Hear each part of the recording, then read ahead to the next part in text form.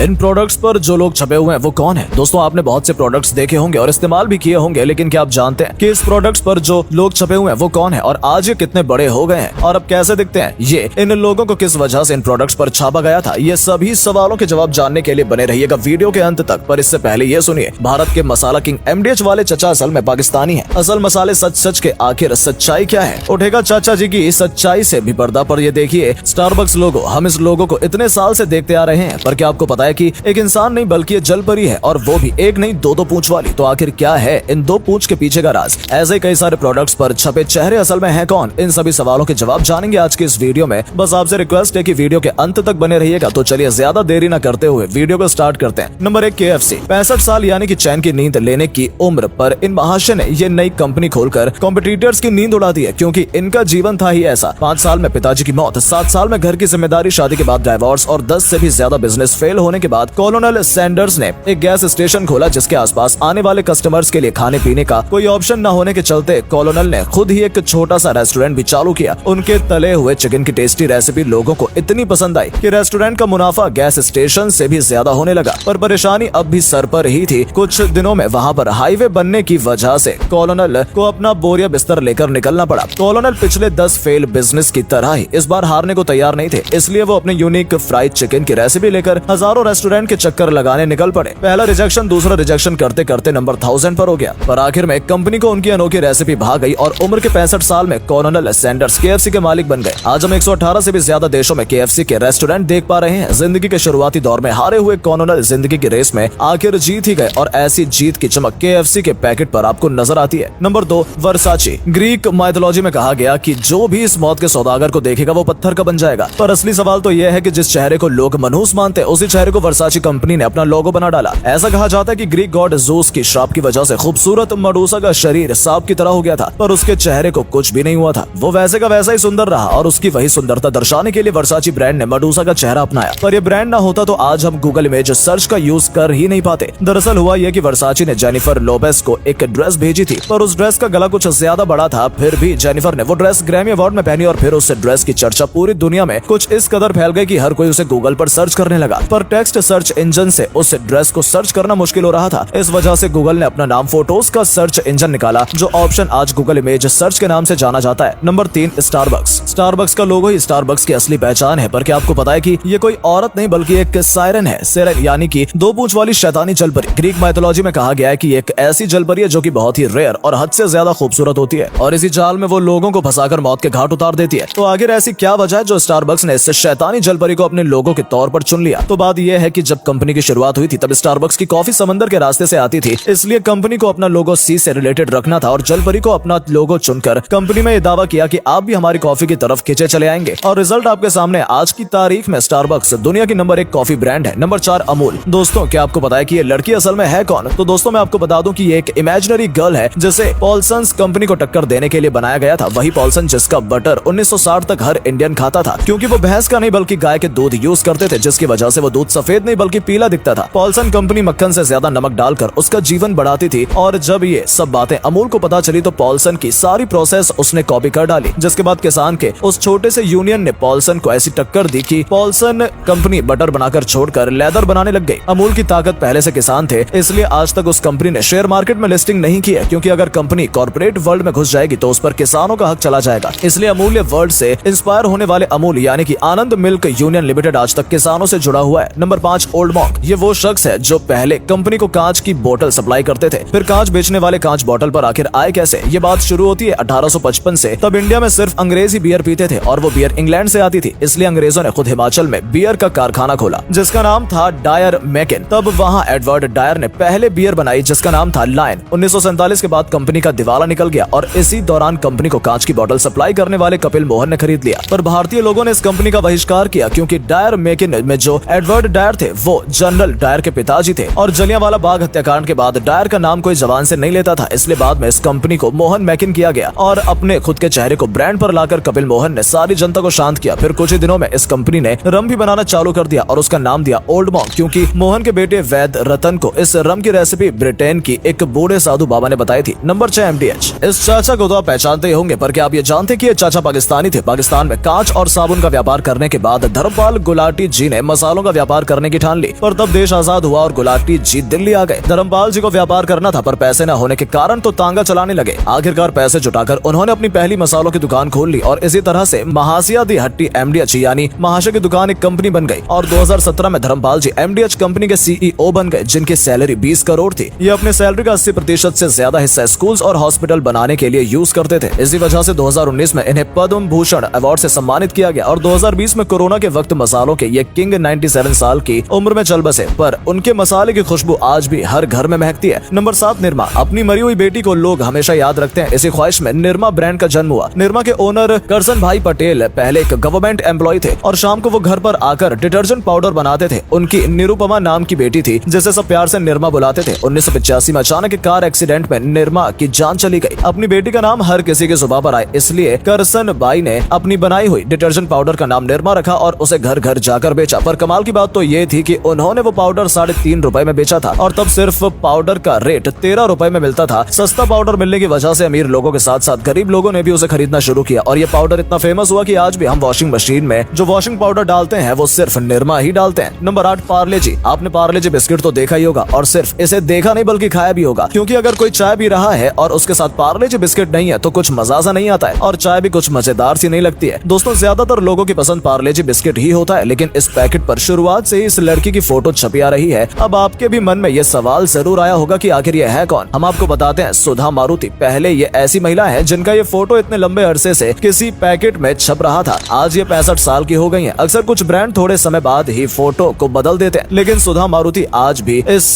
पार्ले जी का ब्रांड बनी हुई है। असल में ये फोटो उनके पापा ने खींची थी जब वो छोटी थी। ये दिखने में भी काफी सुंदर थी, इसलिए ये फोटो इस पैकेट पर छाप दी गई। तो दोस्तों, ये थे आज के वो लोग जिसे आप देखकर भी अनजान थे। वीडियो अच्छी लगी हो तो वीडियो को लाइक करके शेयर करना बिल्कुल ना भूलें। धन्यवाद।